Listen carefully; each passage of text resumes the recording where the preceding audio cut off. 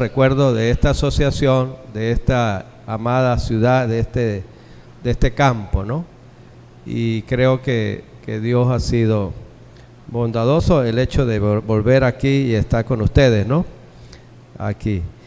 Conozco algunas historias de lo que pasó en Maracaibo en algunos años, algunas cosas interesantes.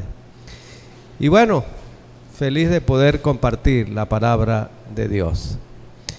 Yo le estaba comentando a la hermana Liana que esto no es un invento mío, yo no estoy inventando nada, y tampoco estoy especulando, estoy tratando de entender la Biblia, porque entendiendo la Biblia entiendes a Dios y amas a Dios. Si algo me ha ayudado esto que yo lo he usado para mi vida personal, es el hecho de saber que Dios tiene un proyecto para la iglesia, para su iglesia.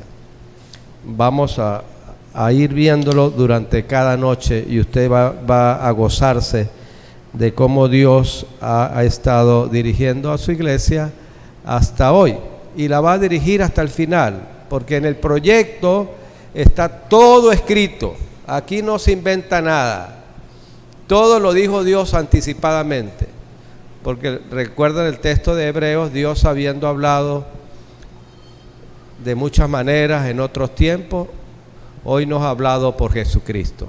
Y sí, Jesucristo es la esencia del Evangelio y es la garantía de nuestra salvación. Hoy vamos a hablar del segundo día de la creación. Abra su Biblia, por favor. Dios es extraordinario porque coloca todas las cosas en su lugar y Dios es como el que sabe hacer jugadas anticipadas. Los que juegan ajedrez saben que la gente que juega al ajedrez, bienvenidos hermanos, hacen jugadas anticipadas para producir un jaque mate al final. Y Dios es un excelente mirador del futuro. Así que el Señor ya le dijo a la iglesia qué iba a pasar. Y nosotros somos privilegiados por tener el don profético. Primero el don profético de la Biblia. Isaías, Jeremías, Amós, Abdías, Jonás, Ezequiel. Todos estos hombres pertenecen al canon profético de la Biblia, pero que luego Dios la extiende a través del don profético entregado a la última iglesia remanente en el sexto día. Ustedes lo van a ver el sexto día. El sexto día es maravilloso, porque el sexto día Dios levanta al remanente y lo explica con detalles, con lujos y detalles, y también lo explicó en la semana de la creación. ¿Ok? Como hay algunas personas nuevas, estamos estudiando la trilogía del proyecto salvífico de Dios, cómo Dios salva al ser humano.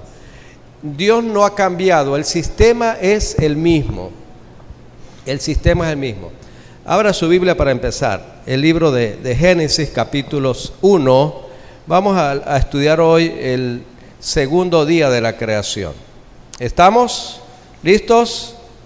Y dijo Dios: haya un firmamento en medio de las aguas. Entonces Dios produce o crea un firmamento. El firmamento hace una división. ¿Cómo hace la división? Aquí lo explica. Dios hizo un firmamento y un firmamento en medio de las aguas, para separar las aguas de las aguas. Cuando yo leí por primera vez esto, yo decía, pero ¿qué es esto? No entiendo. ¿Cómo que un firmamento para separar las aguas de las aguas? Porque siempre había entendido que las aguas había hecho Dios, mares, océanos, ríos, lagos, ¿no? Pero ahora Dios las separa, entonces no lo había entendido. Hasta que empecé a estudiar un poco más y entonces descubrí en Espíritu de Profecía, lo que Elena White dice, ¿qué pasa los siguientes 1000 años de la creación? En los siguientes 1000 años de la creación viene el diluvio. El diluvio no fue de nubes, ni cirros, ni extractos, y la otra, ¿cómo se llamó? Cúmulos. A ver, eso es tercer año de bachillerato, pastor. ¿Ah? Hace rato, sí. Ese es tercer grado, dice mi esposa aquí. Bueno, no fue una lluvia de nubes, no. Fue la separación del firmamento. Entonces Dios llevó aguas para arriba y las colocó sobre la atmósfera. Y abajo está el firmamento, y debajo del firmamento están las aguas, las que conocemos. ¿Cuánta agua hubo arriba? Yo no lo sé. ¿Cuánta agua había abajo? Ustedes saben, ríos, océanos, lagos. Y hay más agua subterránea que la que vemos. Hay muchas aguas subterráneas. Y Dios hizo esa separación porque Dios sabía que iba a usar las aguas para limpiar la tierra en su debido momento. Y entonces la gente dice, pero si Dios sabía todo eso, ¿por qué lo permitió? Bueno, porque Dios tenía un proyecto y el proyecto llevaba un tiempo, y cada día habla del proyecto salvífico, y ese proyecto se compone para la iglesia hoy, y yo lo voy a explicar ahora un poquito más tarde. Ustedes lo van a ver cómo el Señor lo hizo de una manera perfecta. Así que Dios ya había anticipado la aparición del firmamento, y Dios había hecho entonces las aguas. Aquí está la semana de la creación, como ustedes lo pueden ver, y aquí está el segundo día. Dios hizo el firmamento y separó las aguas de arriba y las dividió con las aguas de abajo. Muy bien, continuamos. El paralelismo que estamos estudiando, para beneficio de algunos que no habían estado antes, estamos hablando de los 7 días de la creación, simultáneamente estudiando las 7 fiestas judías con los 7 muebles del santuario. Hoy vamos a estudiar el segundo día de la creación con la segunda fiesta judía y con el segundo mueble del santuario, para poder entender el proyecto, porque es un proyecto que Dios realizó para nuestro beneficio. Segundo día, aquí lo estamos explicando y vamos a agregar otra cosa. En el segundo día Dios hizo el firmamento, separó las aguas, y entonces a las aguas de arriba le llamó, ¿cómo? ¿Cómo le llamó a las aguas de arriba? Compuertas del cielo. Entonces puso las aguas arriba y le puso una compuerta para que las aguas se estuvieran allá arriba. Y luego las aguas de abajo se llamaron las aguas del gran abismo. Interesante que debajo del agua está el abismo, donde algunos científicos han dicho que hay algunos animales que nadie ha visto allá abajo. Pero está el gran abismo y están las compuertas de los cielos. Dios hizo eso con un propósito que más adelante vamos a explicar, que es el proceso de purificación. Hoy el tema de esta noche va a estar en esencia hablando de la purificación. Purificación. Dios quiere un pueblo puro. Dios quiere una iglesia pura. Dios quiere un individuo puro. Porque la purificación es un proceso que viene de adentro hacia afuera. Dios quiere en el proceso, y vamos a mirar el primer paso. El primer paso es cuando vamos a Jesucristo, que es el Cordero, que es la luz del primer día. Y entonces vamos a Jesús. Primero Dios nos encuentra en las tinieblas, en el pecado. Y entonces nos saca de las tinieblas a la luz. Y Pedro dice que así fue. Pedro dice que Dios nos sacó de las tinieblas a la luz admirable. Ahora estamos en la luz, y lo primero que usted hace con la luz es contemplar al de la luz. ¿Quién es la luz? Cristo. Y Cristo es representado en la luz no como el creador, sino como el redentor, porque sobre el altar del holocausto se coloca el cordero, y el cordero muere. Así que en el primer paso es, usted tiene que ir al Calvario, porque el altar representa el Calvario donde Cristo murió, y ahí de rodillas decir: Señor, gracias por tu sacrificio. Entonces todo comienza con Dios, Cristo, nuestro Salvador. Entonces vas a la cruz y te arrodillas y le dices: Señor, gracias por tu inmenso sacrificio. Y luego Dios en el atrio del santuario te saca del altar del sacrificio, ya aceptaste a tu Señor, y vienes a bautizarte en el lavacro del segundo día, que es purificación. Purificación primero con agua y luego en el cuarto día con fuego. Así que el cristiano, lavado del agua, tiene que ser purificado con el fuego del poder del Espíritu Santo. Y aquí entendemos a Juan, cuando Juan dijo que necesitamos le dijo a Nicodemo le dijo Jesús a Nicodemo que es necesario bautizarse ¿de qué? Del agua, ¿y qué más? Y del Espíritu. Y en estos días estaba leyendo Mateo capítulo 28. Y Mateo 28 sigue los mismos pasos de lo que estoy explicando. Mire, dijo Jesús: por tanto, id al Calvario.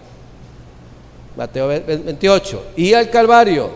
Estás en el Calvario, contemplas al Cordero, se postras a sus pies y le rindes honor. Y luego dice,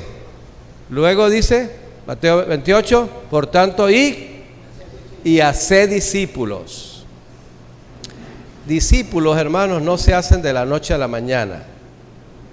Y algunos dicen que bueno, una persona pudiera seguir el siguiente paso: por tanto, y hacer discípulos, y luego bautizándolos en el lavacro. Entras al lavacro para ser bautizado. Y luego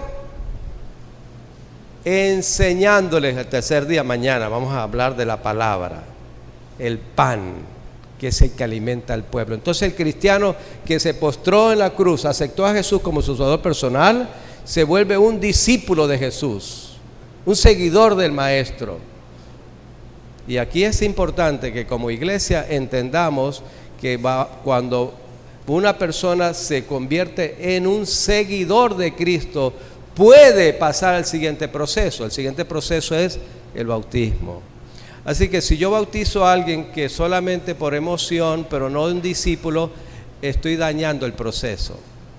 Y hemos dañado muchos procesos de gente que no son discípulos, sino que son oyentes y creyeron, pero creyeron sin conocimiento, sin entendimiento de quién era el Cordero.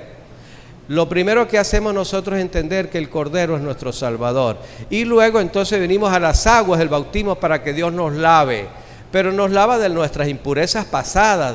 Pero todavía queda una conciencia que necesita ser llevada al lugar santo del santuario celestial y ser iluminada por el poder del Espíritu Santo a través del candelabro del cuarto día. Porque ese es el proceso. Y luego el Señor dice que Él va a estar con su pueblo todos los días, con la presencia de la oración intercesora del altar del incienso, y luego dentro del lugar santísimo en el sexto día Él va a estar con nosotros todos los días. ¿Hasta cuándo? Hasta el fin del mundo. Entonces entiende Mateo capítulo 28, que tiene el mismo seguimiento de lo que yo estoy explicando. ¿Estamos? ¿Hay alguien perdido? No. ¿Estamos claros todos? Vamos bien, ¿no? Muy bien. Entonces el Señor había hecho el proyecto, ¿verdad? Y ya les dije que el proyecto se hace maqueta primero y luego el arquitecto hace la maqueta y luego hace el proyecto físico. Dios hizo la semana de la oración, de la creación, como una maqueta, y luego hizo el mundo en 7,000 años. Un día por 1,000 años. Dios lo hizo así. Ok. La segunda fiesta judía es los panes sin levadura. El día es el día lunes, que Dios hizo la separación de las aguas, y el mueble del santuario es el lavacro. Muy bien, vamos a explicar aquí. Por cierto, a ver, cuando usted estudia la Biblia, usted tiene que preguntarse en qué día de la semana estoy. A ver si captan esto. Cuando usted abre la Biblia en Génesis, usted está en el primer día. Capítulo 1, capítulo 2, capítulo 3, capítulo 4 y capítulo 5. Esos 5 días representan los primeros 1000 años. Ya les entregué anoche, a los que vinieron anoche, les entregué un cartoncito de los primeros 1000 años. Hoy le vamos a entregar el cartoncito, se lo vamos a entregar. ¿Cuánto tiempo duró en la Biblia? ¿Hasta cuándo lee usted este tiempo? Bueno, allí está el personaje que es importante, ¿verdad? Ahí está el segundo día, aparece Lamec, el papá de Noé, y aparece Noé.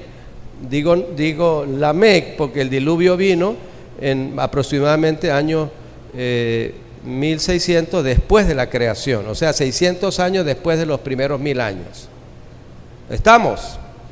Entonces, vino Noé, vino el diluvio, luego sus 3 hijos salen del diluvio y se multiplican sobre la tierra, y luego uno de ellos, que es Cam, comienzan a construir la torre de Babel. ¿Recuerdan? Estamos hablando del capítulo 10 del libro de Génesis, ¿no? Y el segundo día termina al final de la torre de Babel, el segundo día. Así que usted dice, pastor, o sea, ocurrieron 2000 años en tan poquito tiempo en la Biblia. Sí. El tercer día sí es más largo en la Biblia. Comienza con Génesis capítulo 12, cuando Dios llama a Abraham, y más o menos va a terminar por el Éxodo, el tercer día de la creación. Pero no me voy a adelantar para que ustedes no se enreden tanto.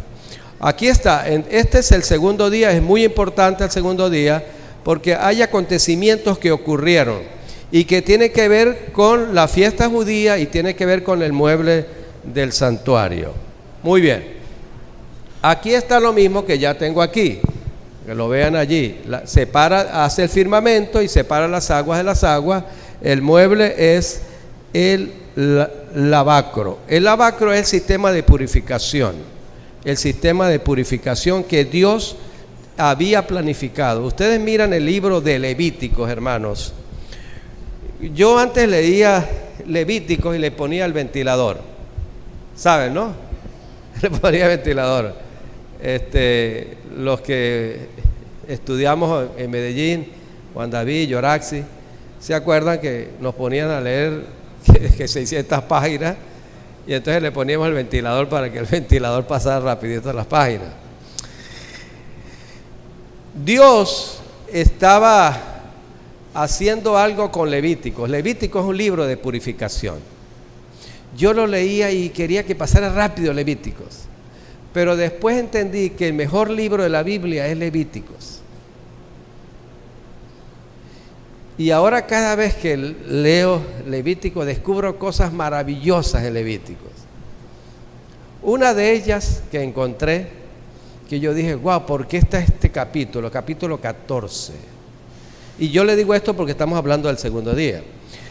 El Señor explicó cómo se iba a hacer una persona que se había contaminado con lepra, y el sacerdote lo había estudiado y dijo leproso, y lo decretaba leproso, y el tipo se iba fuera de la sociedad.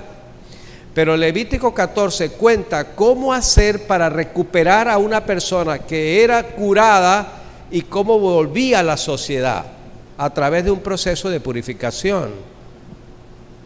Entonces yo leí Levítico 14 y dice, ¿por qué aparece Levíticos 14 que le da tanto énfasis Moisés? Y resulta ser que fueron pocas personas restauradas que volvieron a la sociedad. Por ejemplo, uno de ellos fue el leproso que dijo, si quieres puedes limpiarme. ¿Sí se acuerdan? Ese leproso.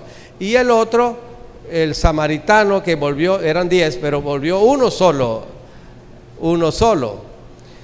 De resto,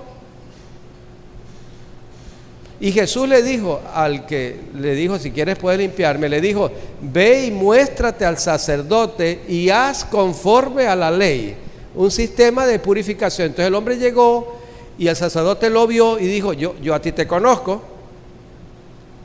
yo te decreté inmundo. Dijo, sí, anduve por el mundo andando inmundo, pero me encontré a alguien que me liberó de la inmundicia.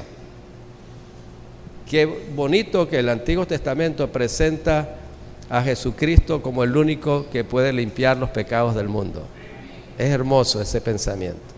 Entonces, allí fue presentado el hombre y dijo, sí, yo era. Y entonces el hombre lo estudió, lo revisó, le quitó toda la ropa, le puso una lupa. Al final dijo, hombre, no sé qué ha pasado contigo, yo te vi leproso, ahora estás libre, ve y ofrece un sacrificio, una ofrenda, agua, límpiate, no sé qué, y luego regresa a tu familia. Y el hombre fue, hizo todo el proceso de purificación y entró nuevamente a la sociedad. Eso es lo que el Señor quiere hacer en segundo día, devolvernos la pureza que hemos perdido. Una persona contaminada de pecado necesita las aguas que lo laven, que le limpien el pecado. Por eso cuando una persona no entiende, sino piensa que no había agua en su casa y se viene a bañar en la iglesia, no es un discípulo. Necesita ser discípulo. Y nosotros tenemos que asegurarnos, antes de bautizar a una persona, que sea discípulo de Jesús, que entienda que es un miserable pecador y que vaya a la cruz para reclamar la justicia de Cristo. Y mire qué interesante, en el santuario habían dos muebles en el atrio. ¿Se acuerdan cuáles eran, Jesús? Los dos muebles que estaban en el atrio. Ahí están los dos. Estaba el altar del holocausto, del sacrificio, y el lavacro. Ambos comienzan el proceso de la justicia de Cristo. Cuando entramos al atrio, recibimos de Cristo su justicia. Cristo nos justifica. No necesitas hacer mucho, solo aceptar la cruz del Calvario y bautizarte. Eso es lo único que necesitas. Pero una persona necesita creer. Por eso dice Marcos 16, el que creyere ¿dónde? En el altar, y fuere bautizado, ¿qué va a pasar con él? Entra a ser salvo en el santuario.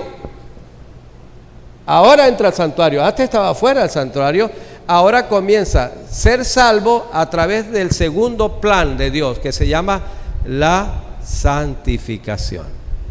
Primero la justificación fuera del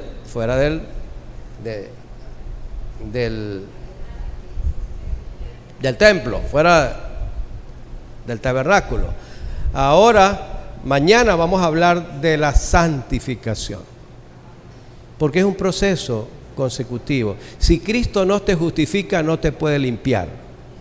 Para entrar al proyecto del lugar santo necesitas estar lavado.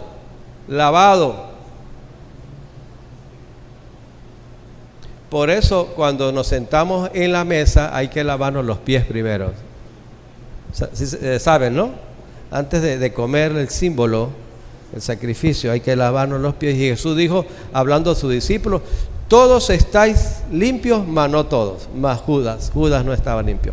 ¿Por qué no estaba limpio? Porque su corazón tenía resentimientos, rencores, envidias, odio, y Cristo no lo aceptó como tal.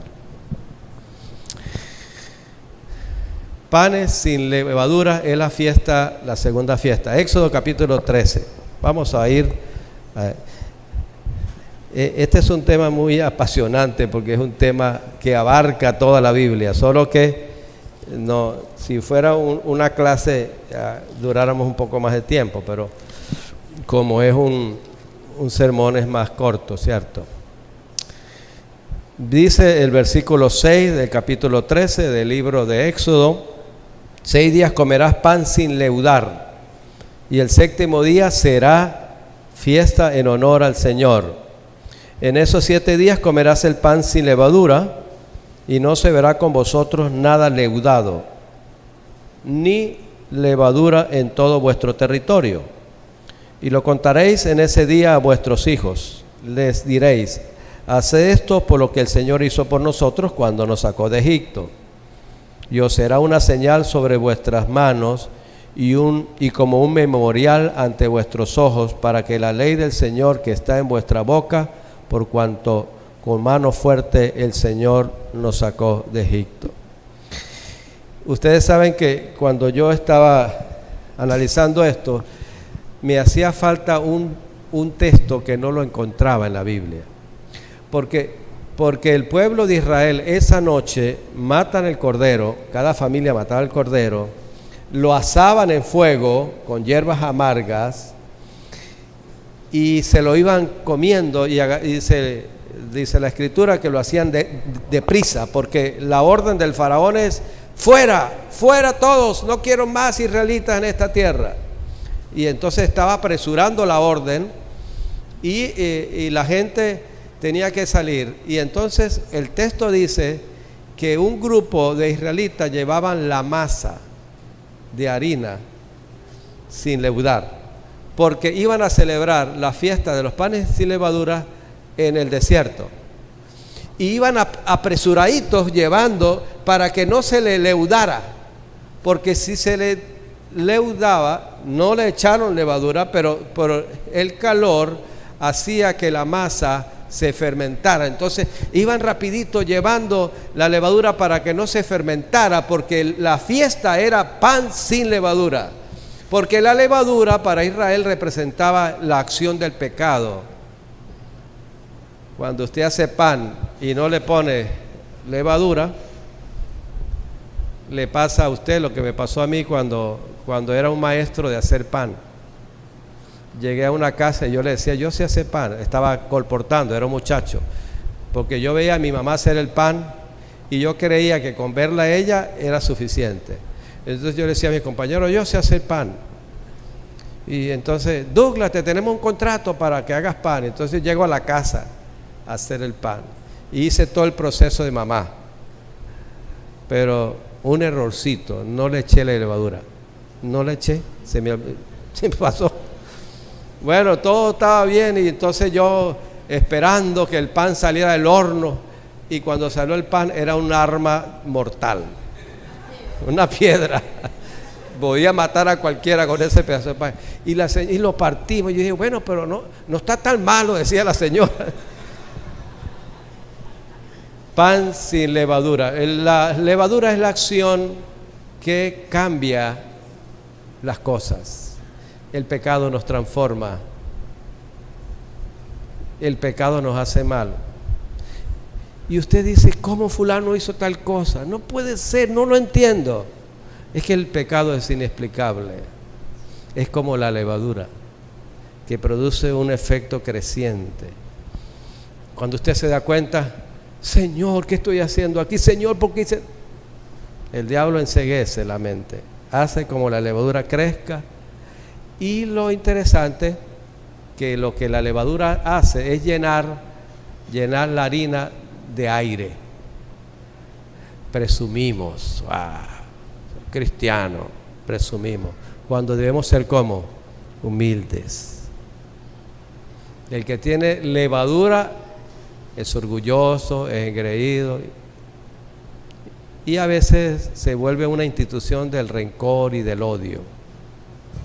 Pero el segundo día saca la levadura, fuera el pecado sobre nuestras vidas. Eso es lo que está enseñando el segundo día. Y aquí está.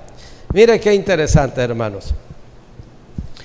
Dios hizo el proyecto, pero Él se amarró al proyecto.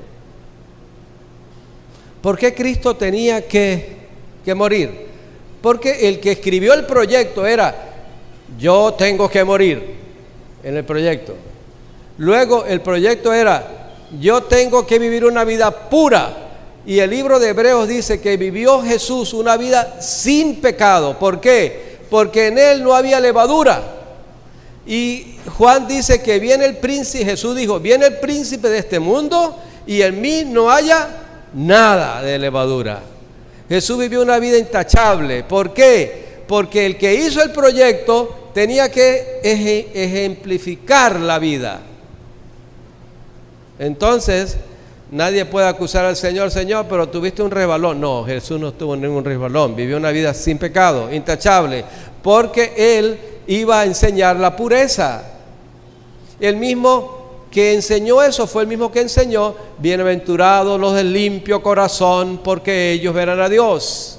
Cristo fue el ser más puro de este mundo. Y aunque nosotros no somos, Él nos invita a ir en proceso de crecimiento. ¿Se acuerdan el texto? Es como la luz de la aurora que va en aumento hasta que el día sea perfecto, hasta que entremos al lugar santísimo del santuario celestial, donde vemos con claridad el amor de Dios y la sangre derramada sobre el propiciatorio como método salvífico. Y mire, en el capítulo 6, vamos a leerlo allí del libro de Génesis, el Señor tenía que lavar su propia tierra que se había contaminado. Dios no hizo el proyecto y lo dejó el proyecto que funcionara solo. No, Él se metió dentro del proyecto. Dios entró en el proyecto, y mañana ustedes lo van a ver, cómo Dios se metió tanto que llegó a ser una semillita el Señor. Y Él dijo que si la semilla no cae en tierra y muere, no puede dar vida eterna. Él es la semilla que germina. Así que Él mismo tuvo que venir al proyecto, y ustedes van a ver en cada paso, ver a Jesús metido en el proyecto. Por eso, ya dije que esta es la trilogía que estoy explicando, pero hay otras 3 trilogías también. Otras más. Hay 3 más que ya las estoy estudiando. Y siguen el mismo camino. Porque Dios es el mismo. No cambia el sistema. Y mire lo que Dios hizo en su mundo. En su mundo de luz se contamina, porque hay una lucha entre la luz y las tinieblas, y esa lucha continuó el segundo día con las aguas de arriba, con las aguas de abajo. Las aguas de arriba son los hijos de la luz, las aguas de abajo del abismo son los hijos de las tinieblas. ¿Ya lo vieron? ¿Sí lo vieron o no? Por supuesto, está en crecimiento la lucha. Hay una lucha enconada. Y entonces usted lee los primeros capítulos del Patriarcas y Profetas y usted puede ver la lucha. Los segmitas y los hijos de Can, o de Caín primero y después de Cam. Los hijos de Cam y los hijos de Seb. Los hijos de Cam son los hijos de las tinieblas. Los hijos de Seb son los hijos de la luz. Los hijos que luchan, que la contienda. Capítulo 6, versículo 5, dice lo siguiente, la palabra. Dice: el Señor vio que la maldad, aquí está la maldad de las tinieblas. La gente se contaminó, el pecado había contaminado la tierra. El Señor vio que la maldad de los hombres era mucha en la tierra, y que todo designio de los pensamientos del corazón de ellos era ¿de qué? De continuo solamente ¿a qué? A las tinieblas, al mal. Y el Señor le pesó haber hecho al hombre en la tierra, y le dolió en su corazón. Y el Señor dijo: raeré de la tierra al hombre que he creado, desde los hombres hasta las bestias, el reptil, las aves de los cielos, porque me pesa haberlos creado. Aquí está Dios, hermanos. Aquí está Dios limpiando su propia tierra. Aquí está Dios sacando el pecado de la creación. Hermano, mire, yo le voy a decir algo, y la señora White lo dice en ese libro, en esos primeros capítulos.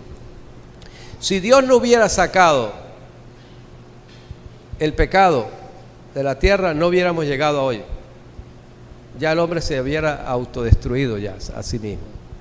¿Qué hizo Dios? Sacó el pecado y dejó otra vez la tierra limpia.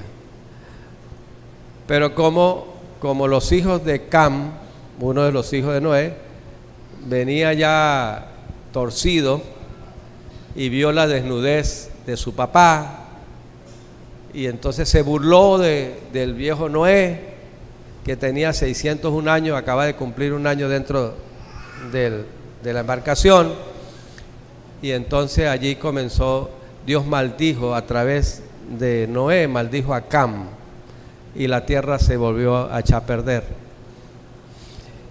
Pero la señora White, hablando de ello, esta mañana encontré unas citas, porque como ya les estoy explicando, este no es un asunto de buenas intenciones, es de mirar, estudiar.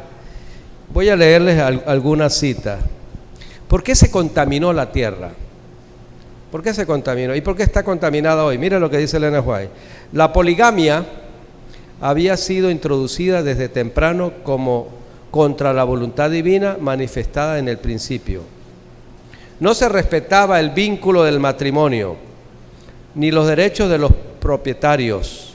Cualquiera que codiciara a una mujer o a los bienes de su prójimo, los tomaba por la fuerza, y los hombres se regocijaban en ese hecho de violencia.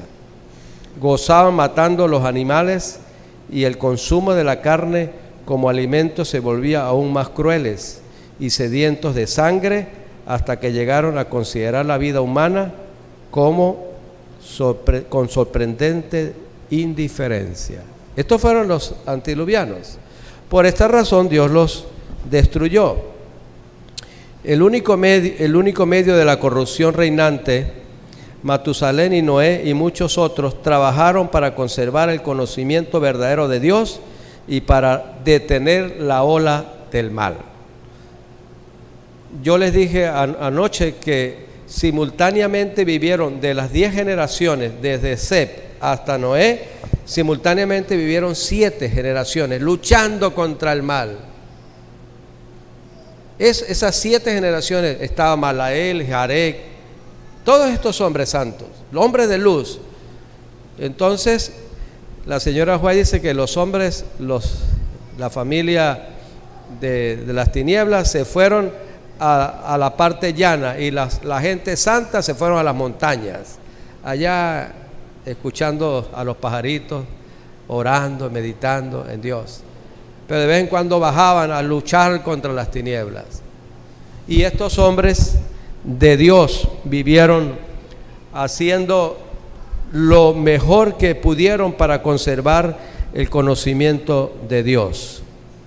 Enoc había repetido a sus hijos lo que Dios le había manifestado tocante al diluvio. Y Matusalén y sus hijos, que alcanzaron a oír las prédicas de Noé, le ayudaron a construir el arca. Aquí hay una respuesta para alguien. ¿Será que Noé y su familia? No, pero mucha gente santa ayudó a construir el arca. Hombres santos de Dios, que Dios había llamado allí. Bueno, aquí hay otros pensamientos, pero voy a terminar con este. La integridad se sacrificaba en aras del lujo y de la ostentación. Los que querían enriquecerse rápidamente, estoy hablando de los antediluvianos, los que querían enriquecerse rápidamente corrompían la justicia y oprimían a los pobres. Todavía se compran y se venden siervos y almas de los hombres. El engaño y el soborno, el robo, se cometía libremente entre los humildes y los encumbrados. La prensa abundaba en noticias de asesinatos y crímenes ejecutados a sangre fría. Estos crímenes atroces son hoy día motivo de comentarios sin mucha importancia. El espíritu de anarquía está penetrando en todas las naciones y los disturbios se ven por todas partes. Las señales reprimidas del fuego y de la pasión y la maldad están escapando del dominio de las leyes, y un día llenará el mundo de miseria y desolación. Esta es la razón por la cual Dios va a destruir ahora la tierra, no con agua, pero sí con fuego, porque Dios mismo va a seguir el proceso. Y hermanos, aquí hay algo interesantísimo, para ver si ustedes lo alcanzan a ver. Yo me preguntaba, ¿por qué las aguas fueron destructivas cuando las aguas deberían ser salvíficas? La misma agua que hizo que el barco flotara fue la misma agua que hizo que los cuerpos de los seres humanos pecadores se hundiera. El mismo fuego que Dios va a usar para limpiar las almas, para purificar, es el mismo fuego que va a destruir a los impíos. O sea, siempre Dios trabaja, tira una piedra y mata a 2 pájaros. El agua del diluvio destruyó a los antidiluvianos, pero el misma agua salvó a Noé y a su familia. Y Dios va a hacer lo mismo hoy para el final. Ese fuego será consumidor y ese fuego será para destruir a la raza que no quiso ser aceptada. Decíamos entonces que las aguas iban a ser medio para bautismo, que es lavacro. Y esto ocurrió, y el apóstol Pablo dice: pero Dios les proveyó a los israelitas la forma de escapar directamente a través del mar, y a nosotros nos ofrece una forma de escapar por medio de su milagrosa ayuda. El apóstol Pablo explicó que el Mar Rojo fue una especie de bautismo, el comienzo del proceso de conversión hecho posible con la ayuda de Dios. Entonces los hijos de Israel mataron el cordero aquella noche, el día 14, salieron, el Señor le dijo: id a la tierra nueva. Lo sacó de Egipto y le dijo: salgan de la esclavitud y vayan a la tierra nueva. Y mientras iban, pasaron por el lavacro. Eso ocurrió en el mar Rojo, fueron bautizados. ¿Qué representa la levadura que hemos hablado que debía ser sacada de las casas? La fiesta de los panes sin levadura toma su nombre del requisito de deshacernos de la levadura y evitar el pan leudado para comer pan sin levadura durante estos 7 días. En esta época la levadura es utilizada como símbolo de pecado, ¿verdad? ¿Y el pecado qué hace, hermanos? Mire lo que hace el pecado. El pecado lo que hace es fermentar la vida, carcome, destruye, no deja paz. Hace unos días atrás me llamó una persona y dijo: pastor, necesito su ayuda. Esa persona había dejado a su esposa, se había ido con otra, y entonces había pasado 1 año, y ahora me vino a buscar para que yo lo ayude. Cuando yo le pregunté: ¿y qué quieres hablar conmigo? Me dijo: cosas de la vida. Bueno, no eran cosas de la vida, eran cosas que no dormía el hombre. El pobre hombre tenía la conciencia atormentada, pasaba las noches en vela, solo la conciencia lo tenía tan atormentado. Es el pecado que atormenta, el hecho de pensar que había abandonado a su esposa por otra. Y entonces estaba viviendo con la segunda señora, pero no la está haciendo feliz a la pobre mujer, porque la misma mujer que estaba con él estaba viviendo el sufrimiento de él. Entonces él un día dice: ¿sabes qué? Yo me voy, no puedo hacerte infeliz a ti como soy yo. Y el hombre se fue. Y ahora me dijo: pastor, ahora estoy solo. Ahora estoy solo. Y yo me imaginaba cómo el diablo ha encadenado tanta gente. Por eso necesitamos quitar la levadura de nuestro ser, limpiarnos.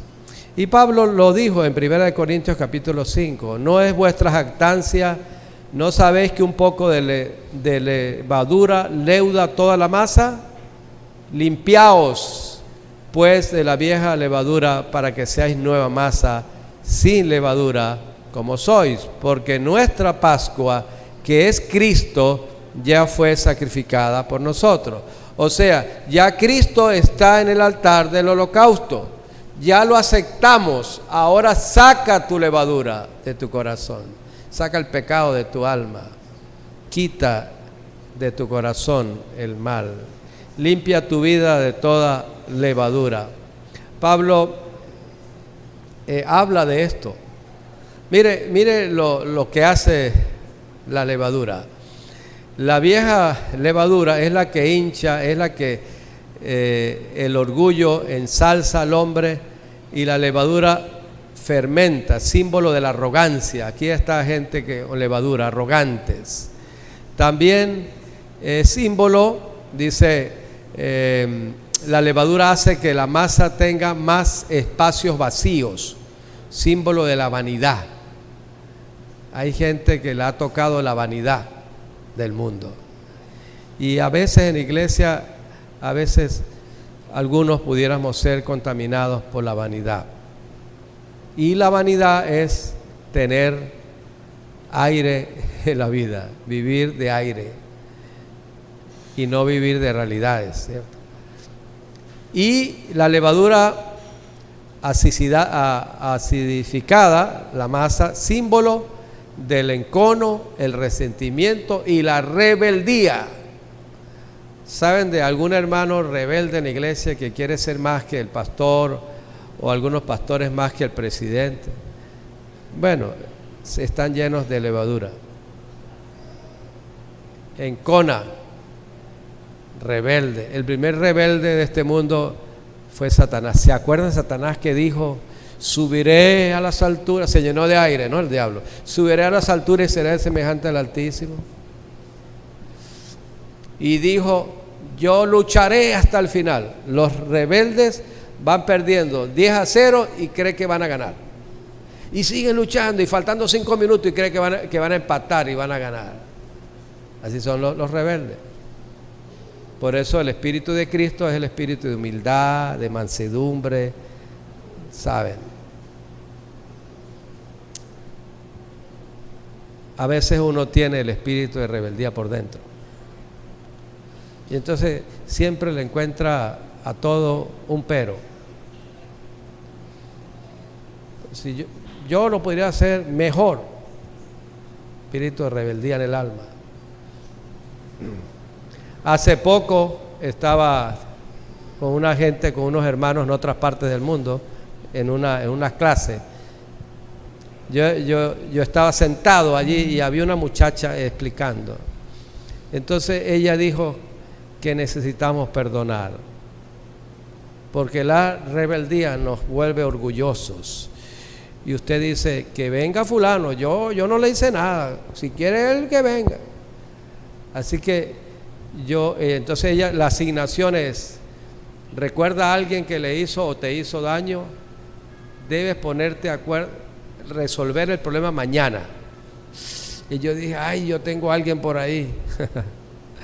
Yo tengo a alguien por ahí que tuvimos nuestro impasse, nuestro rollo. Entonces yo dije: bueno, me voy a llenar de valor aquí. Y le escribí, porque ya tenía un año con el rollo, pero era pasivo, no activo, ¿no? Entonces yo le escribí: fulano, ¿será que te puedo llamar? Él está fuera del país, pero le voy a llamar por WhatsApp. Y el otro lado al rato me respondió: dale, llámame. Y yo lo llamo: aló, ¿qué tal? ¿Cómo está la familia? Me le fui por las ramas, ¿no? Y después dije: ¿tú te acuerdas que tuvimos nuestro problema, nuestro rollo personal? Y dijo: sí, pastor. Bueno, yo te llamé para pedirte perdón, para decirte que me equivoqué. Y entonces él de una vez dijo: no, pero el que me equivoqué fui yo, pastor, perdóneme usted. Por eso la Biblia dice: si tuvieres algo con tu hermano, ve a arreglar tu problema, porque si no, la rebeldía del corazón se va llenando el corazón. Nos vemos rebeldes contra Dios, contra la gente, contra las instituciones. Ustedes conocen hermanos que han atacado a la misma organización, se vuelven rebeldes, se llenan de arrogancia. Y el Espíritu de Cristo es: limpia tu alma, limpia tu ser. Lo mejor que puede hacer.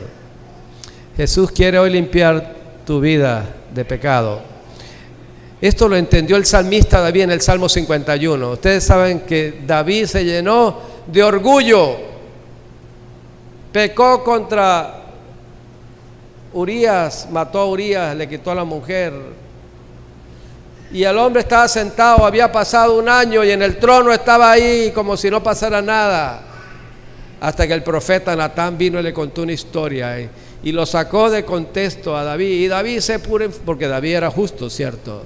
Se levanta del trono y dice: tal hombre que pague 4 tanto. Y en estos días con mi esposa, yo decía, ¿dónde estarán los 4 tantos? Y sí, los miramos, exacto, él se juzgó a sí mismo. Murió el niño recién nacido, murió Amón su hijo, murió Absalón su hijo, y murió Yoraxi, Adonías su hijo, los 4 tantos que dijo.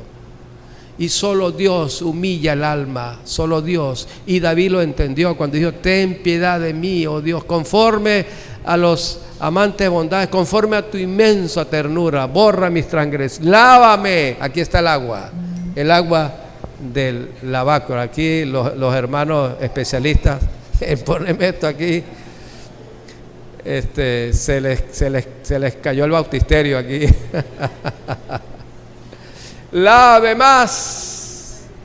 Hermanos, qué bueno es cuando usted se eche un baño y se echa jabón. Pero alguien me dijo, pastor, estoy tan miserable que el jabón no me quita mi pecado. Tienes que ir a la fuente del lavacro.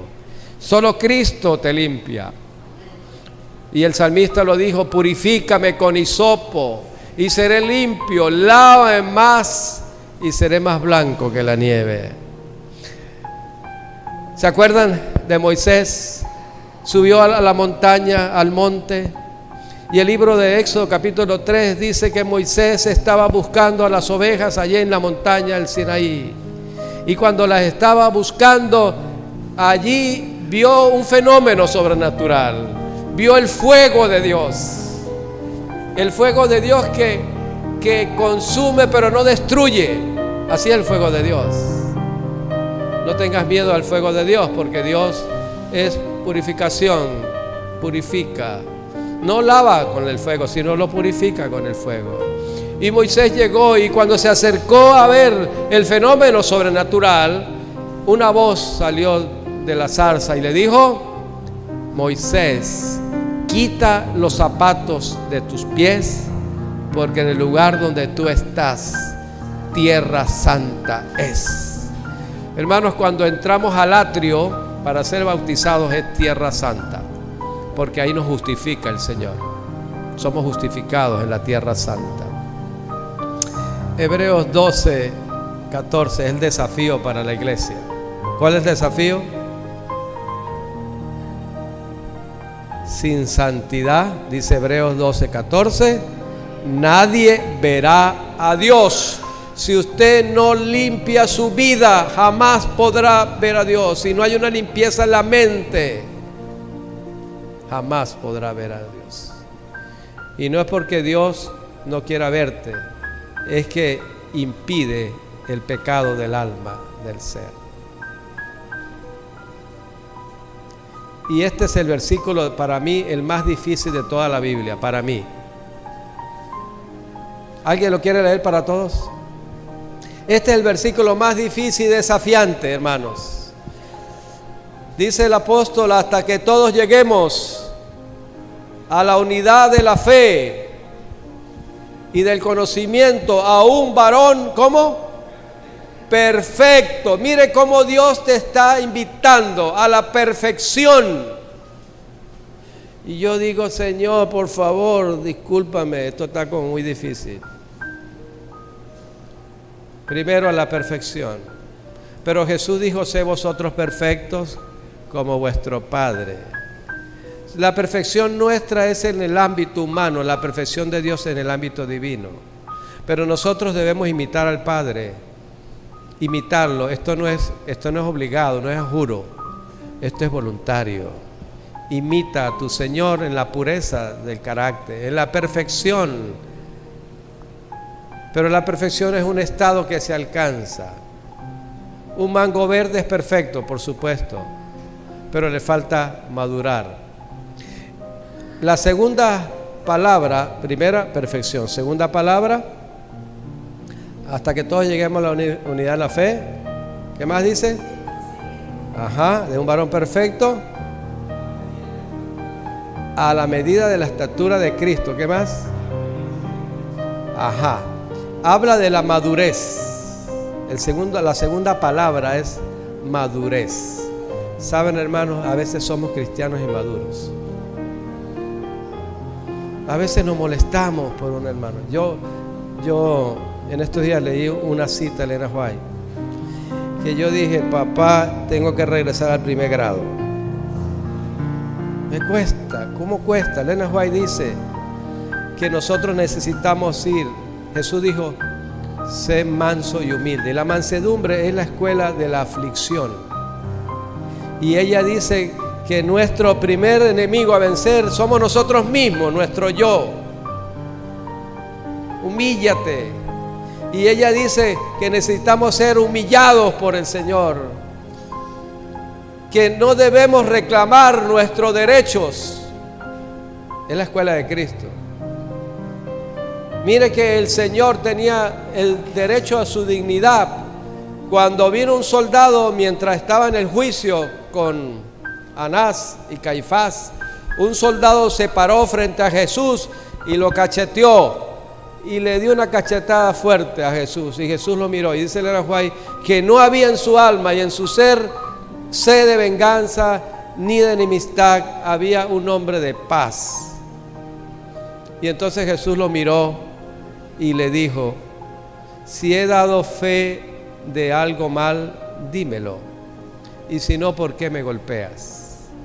Y dice ella que esas palabras salieron de un corazón limpio.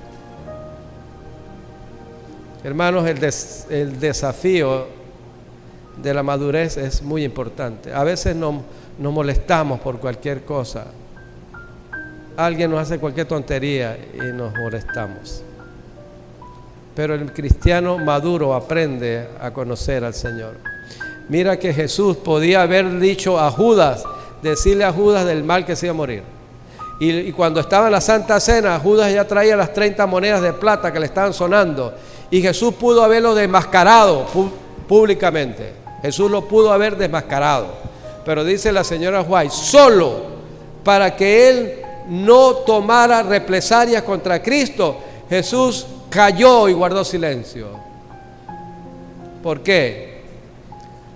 Porque a veces es mejor, si me está molestando, mejor decírselo de frente, ¿cierto? Yo no me la caro, hermano, deja eso así, déjalo así.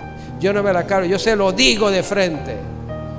Pero ¿dónde está el Espíritu de Cristo? El Espíritu de Cristo es a veces guardar silencio. Y a veces cuando nos hieren, quisiéramos sacar sangre también, ¿cierto? Pero ese es el Espíritu de Cristo. Y ese es lo que pasa el segundo día. Dios comienza a lavar.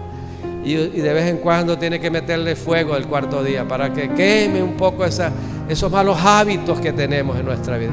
Y en la última parte del versículo dice, hasta que lleguemos a la plenitud. ¿Sabe qué es plenitud? Plenitud es cuando usted agarra un globo y comienza a echarle aire.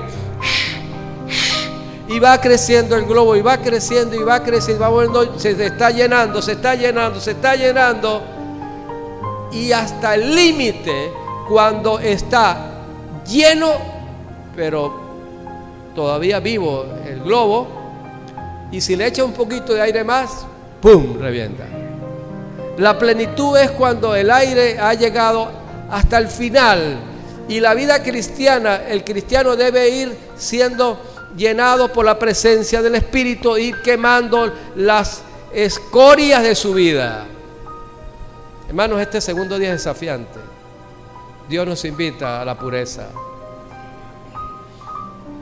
Por eso Jesús dijo, cualquiera que mirare a un hombre o una mujer para codiciarla en su corazón, ya pecó. Así que hay que comenzar a ver a las mujeres y a los hombres sin codiciarlos.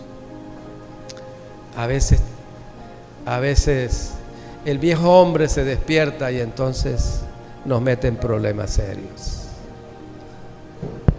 ¿Hay alguien en esta noche que quisiera decirle al Señor, Señor, necesito como David ser purificado de adentro hacia afuera? Que el agua entre todo el ser y lave. ¿Hay alguien aquí que quisiera pedirle eso al Señor? Señor, lávame más y más de mi maldad, límpiame de mi pecado, ayúdame a ser puro. Desafío de la vida. Sin santidad nadie verá a Dios. Yo no entendía ese texto hasta que entré al bautisterio del segundo día. Y es así, hermano, porque si usted entra al lugar santo, por cierto, no entra nadie, entra el sacerdote, pero yo entro por la fe con él al lugar santo. Necesitaba estar puro, porque si no moría el sacerdote. Por eso debía lavarse. Pero no solo se lavaba las manos o los pies, se lavaba el alma y el ser. Y Dios está esperando de su iglesia que responda a esta invitación. Nuestros amigos que vienen a la iglesia tienen que pasar por este proceso. Usted necesita pasar por ese proceso. La iglesia necesita pasar por el proceso. Yo necesito pasar por el proceso. Primero, ir al Calvario. Segundo, bautízate, lava tus pecados, limpia tu conciencia, deja que Dios comience al agua del Espíritu a entrar hasta lo más profundo del alma e ir quitando aquellas feas manchas que han quedado por allá en el pasado. Y Dios lo puede hacer por nosotros. Señor, gracias te damos esta noche, porque eres un Dios amante y benigno.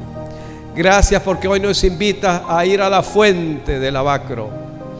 Gracias porque hoy nos invita a sacar la levadura de nuestro corazón, Señor. Gracias, Señor, porque un día viniste a lavar este mundo con el diluvio.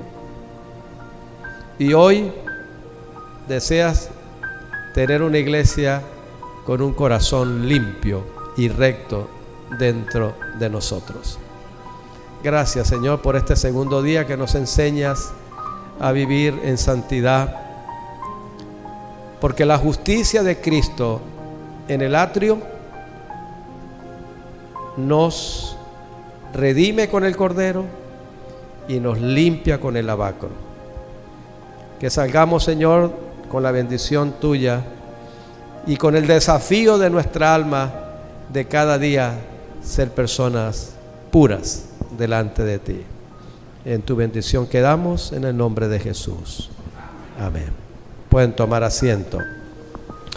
Vamos a entregar, el hermano anciano nos va a entregar el segundo día. Guárdalo en su Biblia, por favor. Este es para que usted lo tenga, para que usted vaya mirando cada día. Venga, hermana Joana, vamos a cantar nuestro himno tema para irnos a casa. Mañana el tercer día es bueno, yo digo que es espectacular, pero todos los días son muy buenos. Pero el día de mañana ustedes van a ver cómo la semilla se sembró mañana. Así que véngase mañana, traiga a alguien, hermanos, no nos quedemos solo con ustedes, invite a alguien, a alguna persona para que venga a compartir con nosotros la palabra. Vamos a colocarnos de pie para cantar el himno tema Maranata.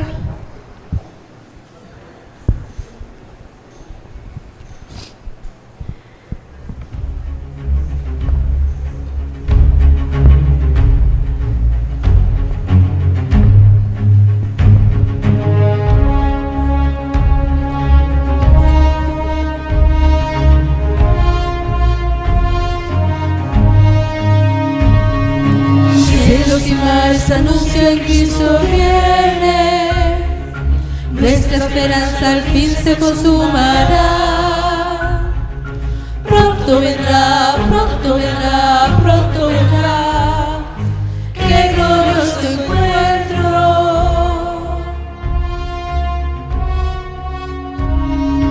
Muchos han dicho su nombre, soy el Cristo.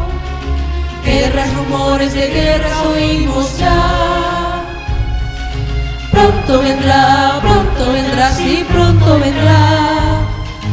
Qué glorioso encuentro. Maranata, Cristo viene por su pueblo que fielmente le espera. Maranata, Cristo viene, falta poco para nuestra redención. Maranata, qué glorioso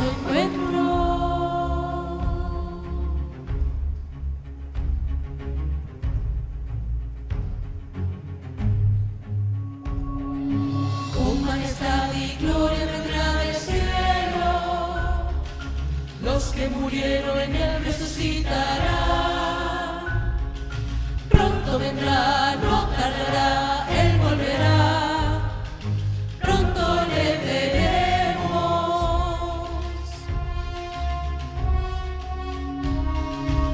En un instante seremos transformados. Nuestro vestido será la inmortalidad. Pronto vendrá, sí, pronto vendrá. Qué glorioso encuentro. Maranatha, Cristo viene, por su pueblo que fielmente le espero. Maranatha, Cristo viene, falta poco para nuestra redención. Maranatha, qué glorioso encuentro.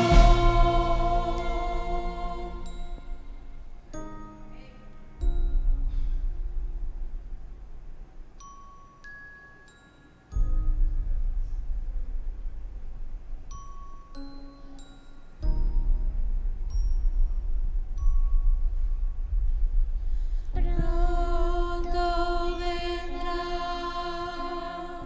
pronto vendrá, pronto Jesús volverá. Pronto vendrá, pronto vendrá. Pronto Jesús volverá. Maranatha, vendrá. Cristo pronto vendrá.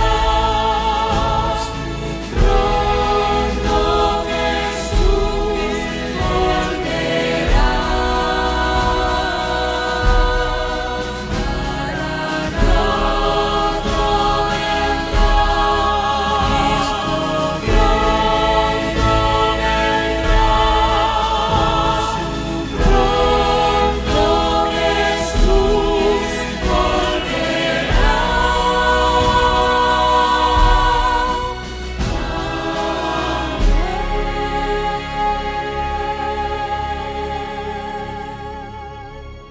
Amén.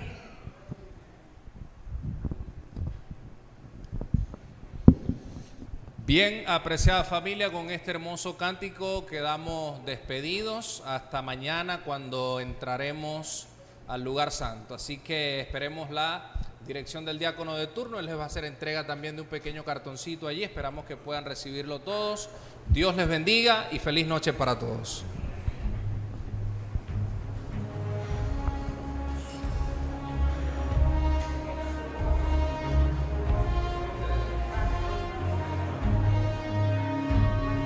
Cielos y mares anuncian Cristo viene, nuestra esperanza al fin se consumará. Pronto vendrá, pronto vendrá, pronto vendrá. Qué glorioso encuentro.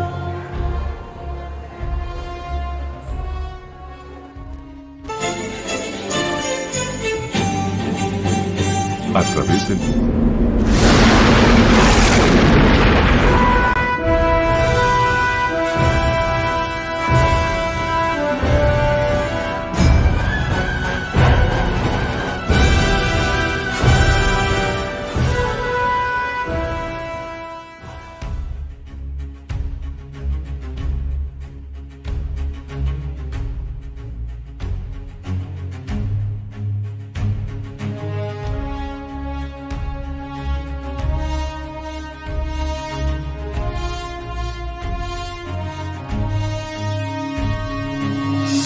Y mares anuncian Cristo viene, nuestra esperanza al fin se consumará.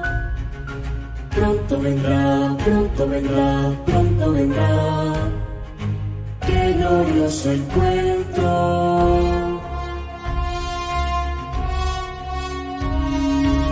Muchos han dicho en su nombre soy el Cristo. Guerras, rumores de guerras oímos ya. Pronto vendrá, sí, pronto vendrá. Qué glorioso encuentro.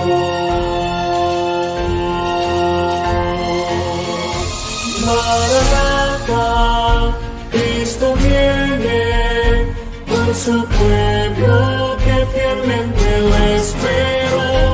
Maranatha, Cristo viene, falta poco para nuestra redención. Maranatha, qué glorioso encuentro.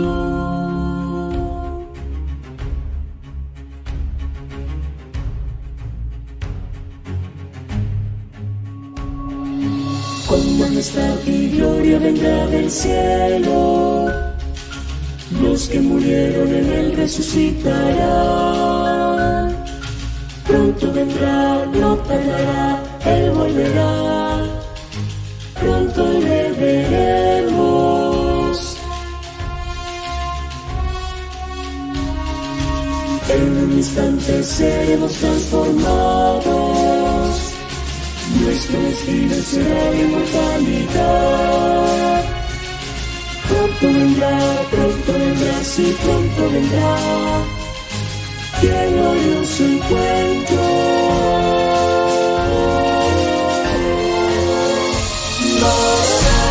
Maranatha, Cristo viene por su pueblo que fielmente lo espera.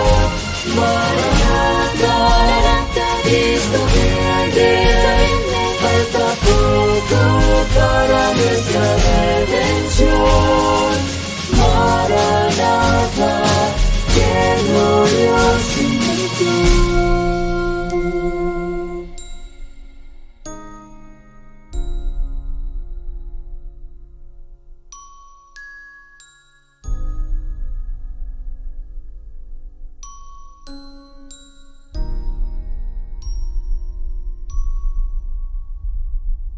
Pronto vendrá, pronto vendrá, pronto Jesús volverá. Pronto vendrá, pronto vendrá. Pronto Jesús